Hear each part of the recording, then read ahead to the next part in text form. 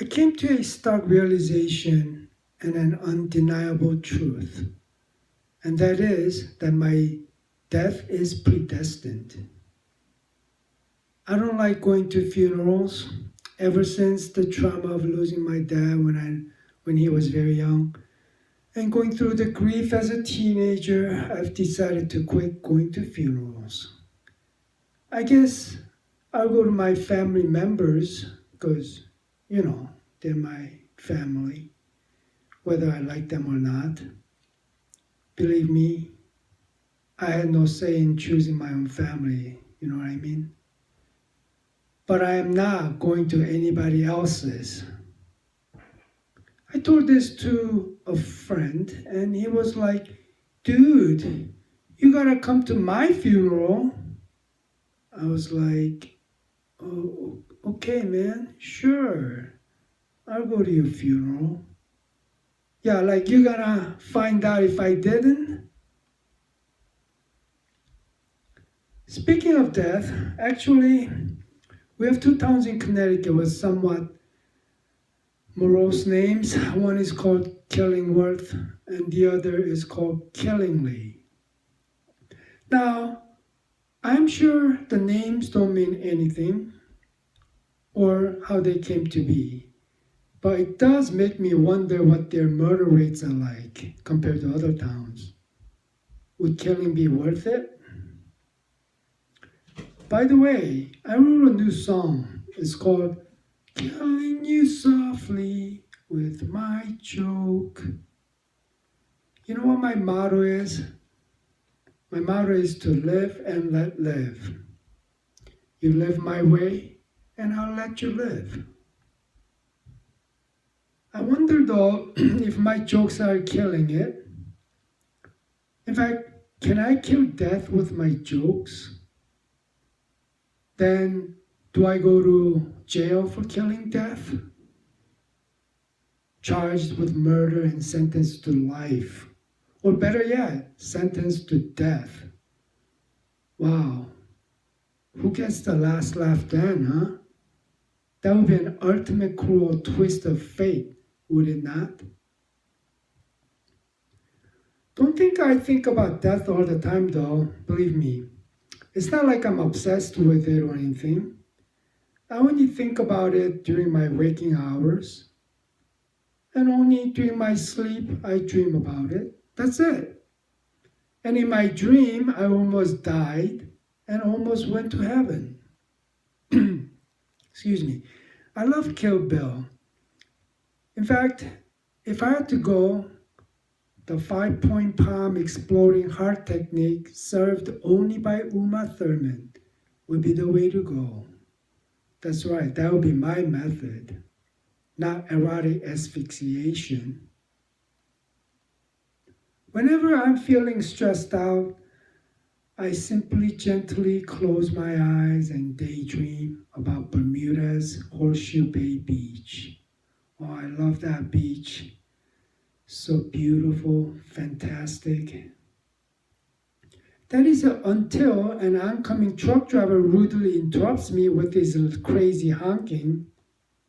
Man. But you know what? I'm not afraid to die someday. I'm just salty that I'll be missing out on all the great movies to come. I saw on the news that rock climbing could treat depression. I guess you can at least die a happy man from the 500 feet fall. My 20-year term life insurance just expired. I'm not renewing it. Hey, since I made it this far, I think I'll just live forever instead. I admit I do think about death often. When I'm dead, I suspect I'll be thinking about life often. I love The Walking Dead. Come to think of it, some of us do live like The Walking Dead. Life devoid of meaning and purpose, just devouring each other and whatnot. That makes me hungry all of a sudden. And why do I crave human flesh?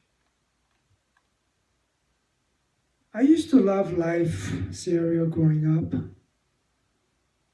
You know what Green Reaper's favorite cereal is? Death.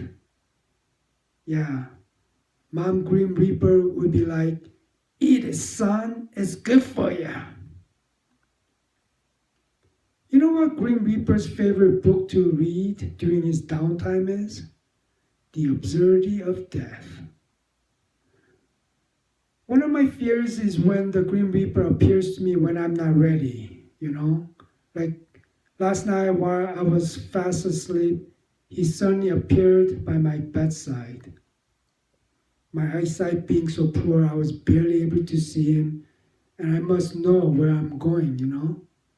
So I respectfully asked him, Dear Grim Reaper, would you mind waiting till I put on my contacts? He granted my wish, thank death.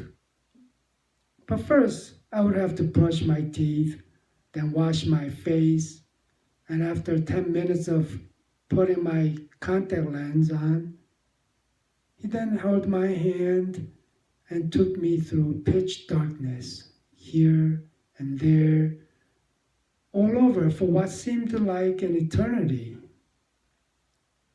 At this point, I was getting too tired of walking. I was thirsty and hungry. I finally had to ask him, Hey, are we there yet? Then I woke up. Thank life it was only a dream. The other day, I was walking on the street and I saw a beggar holding a sign that says, Give me food or give me death.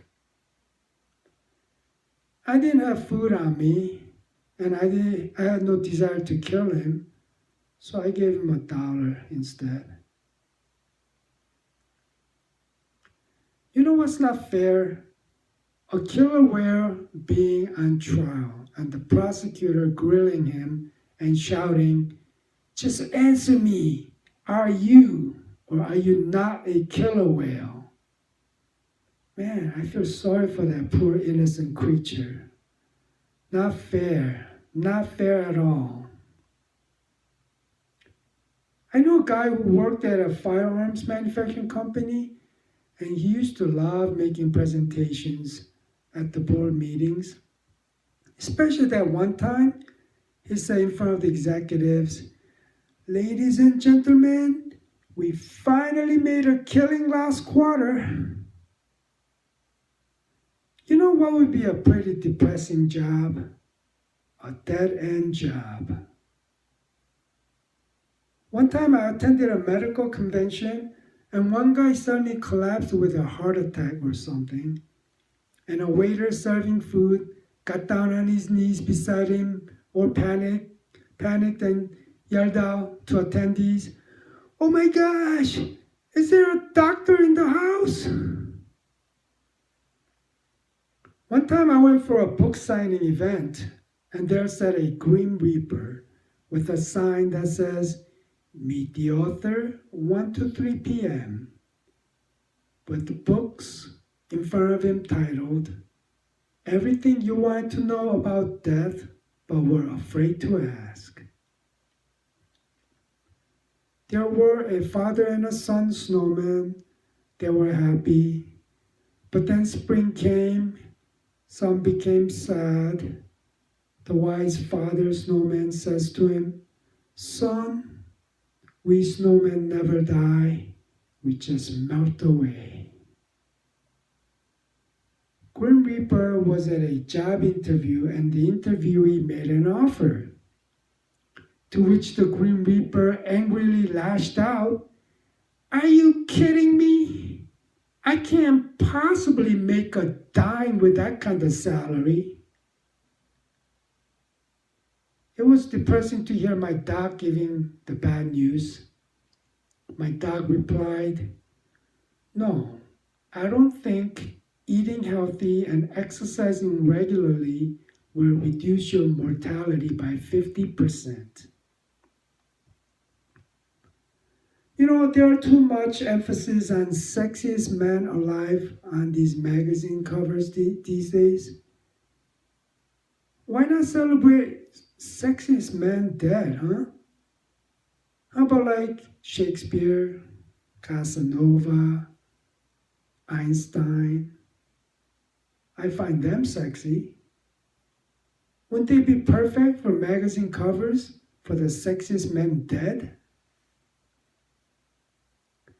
I went to a pharmacy to pick up my prescription the other day.